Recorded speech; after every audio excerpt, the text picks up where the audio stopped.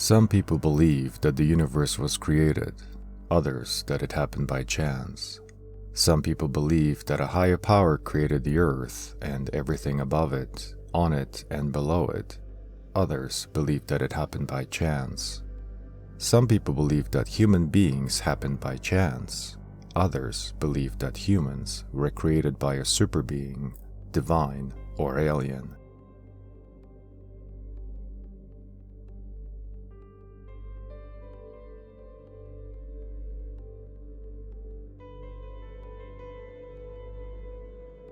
In the realm of fringe beliefs, realism emerges as a captivating and controversial religious movement, challenging conventional perspectives on extraterrestrial origins, scientific genesis, and the boundaries of human cloning.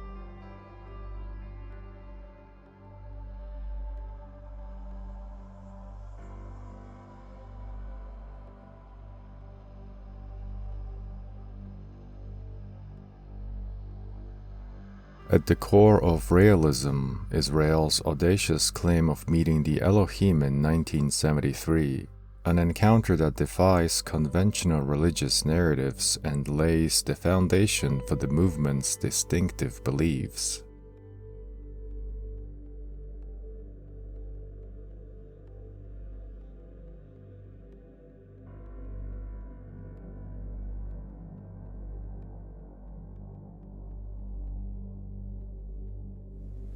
So it's the same name as Jesus. He's my brother.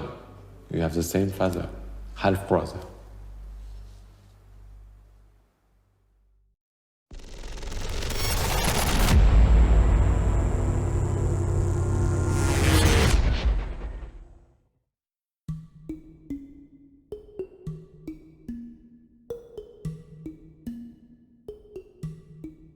Within the realm of realism lies a narrative that diverges sharply from mainstream religious traditions.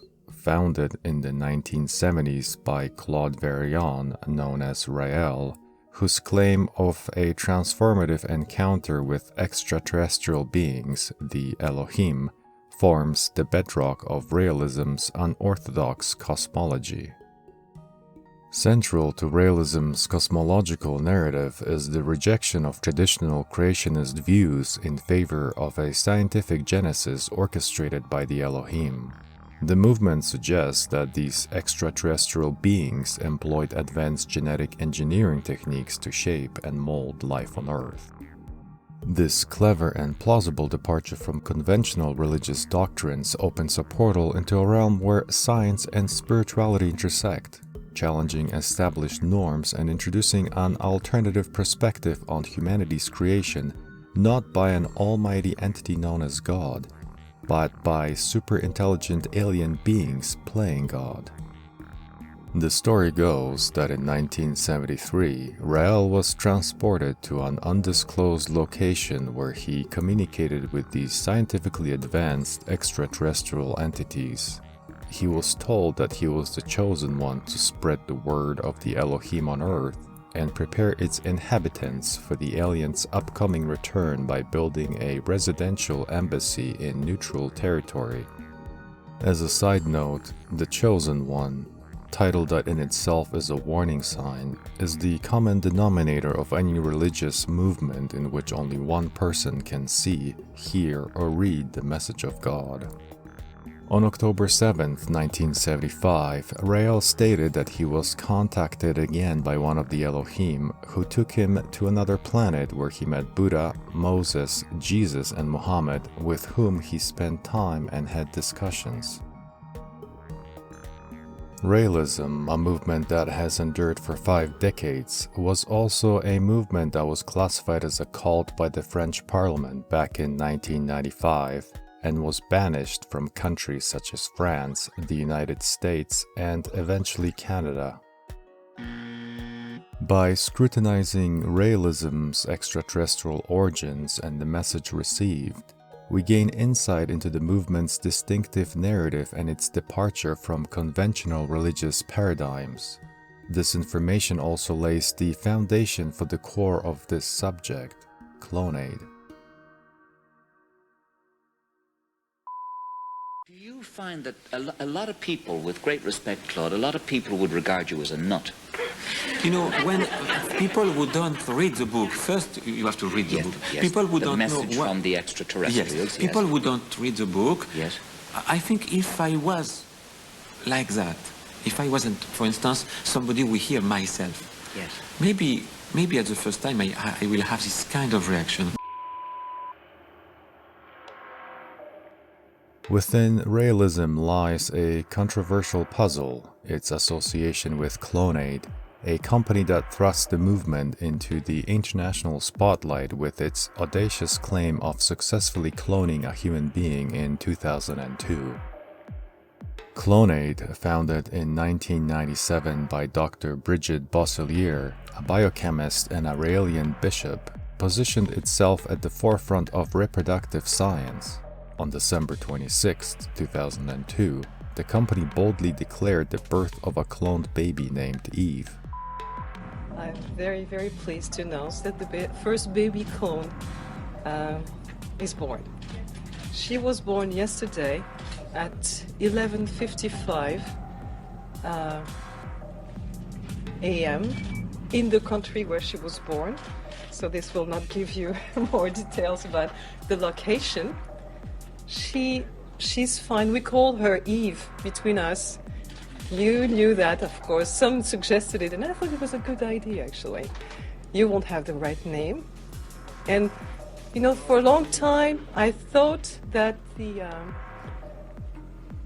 this press conference will be with the baby, the parents, the scientists, everybody surrounding me, and having pleasure announcing it. I'm alone. And there is a reason to that, is that it hasn't been easy to face the world with this announcement. And we have been discussing with the parents the last 3 months how we would handle today. And they decided not to show up yet. They will. I hope they will.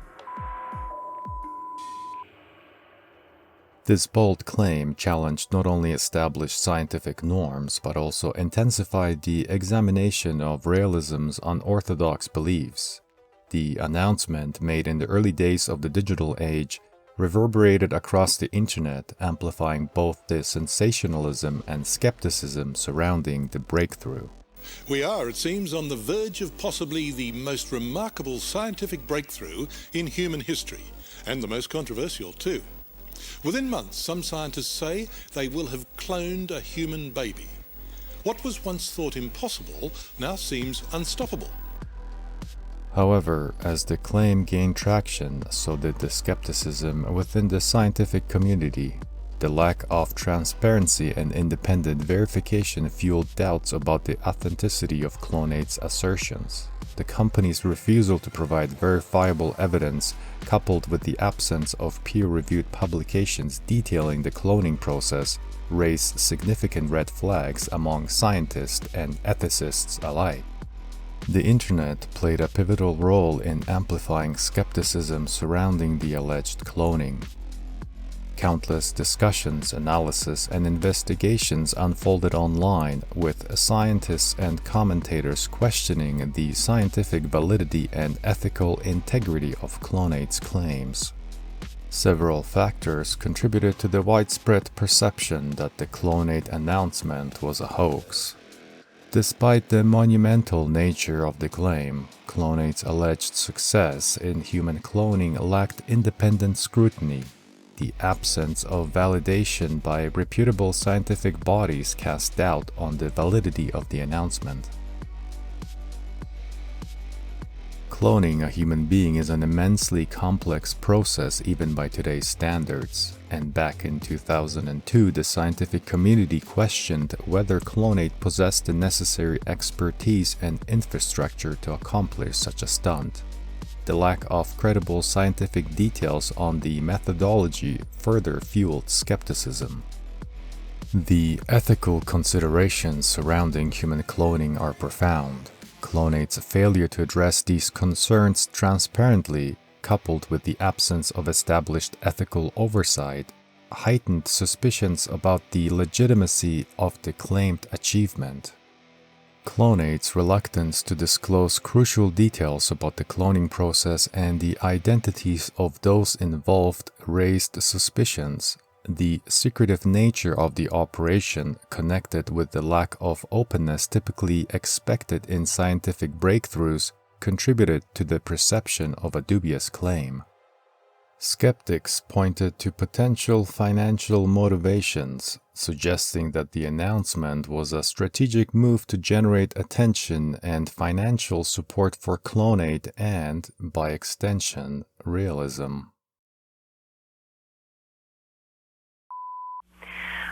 When we're talking about the recreation of human life, God originally set things up for insemination between man and woman. We also have in vitro fertilization. There are many options for women who cannot bear children today. One of the most ignored options is the beautiful option of adoption. I really don't understand the whole concept or purpose of cloning. I can understand it for maybe trying to clone organs to save people's lives, but to try to create a child from cells matching an individual without the natural force of two people coming together or all the other options available that make childbirth and parenting intimate, you're going to end up mass producing.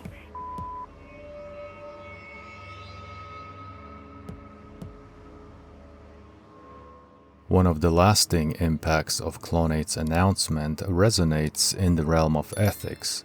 The lack of transparent evidence and ethical oversight surrounding the alleged human cloning attempt raises fundamental questions about the responsible use of scientific advancements. Ethicists, scientists, and the public engaged in online discourse have highlighted the importance of establishing robust ethical frameworks when dealing with groundbreaking technologies that touch upon the very essence of human existence. The Internet, a repository of diverse perspectives, has amplified concerns about the idea of making life a commodity. Clonate's affiliation with realism and the sensationalism surrounding the alleged cloning have prompted discussions on the potential commercialization of cloning technologies. This raises ethical questions about the motivations behind scientific endeavors and the potential exploitation of scientific breakthroughs for financial gain. Furthermore, the digital landscape has become a battleground for contrasting views on the societal impact of human cloning. While some envision potential medical breakthroughs and solutions to genetic disorders, others express profound reservations about the potential misuse of cloning technologies, including concerns about cloning for nefarious purposes or engineering individuals for specific tasks. Societal debates extend to questions of identity and the potential psychological impacts on cloned individuals. Online forums and articles explore the existential questions surrounding the identity and autonomy of clones, delving into the ethical responsibilities society bears in shaping the lives of individuals born through advanced reproductive technologies. The controversy surrounding Clonate has also spurred discussions on the regulation of biotechnological advancements. Online sources indicate that the lack of international consensus on the regulation of cloning technologies has left a void in overseeing the ethical and scientific dimensions of such endeavors. This vacuum underscores the need for robust, globally accepted regulatory frameworks that balance scientific progress with ethical considerations.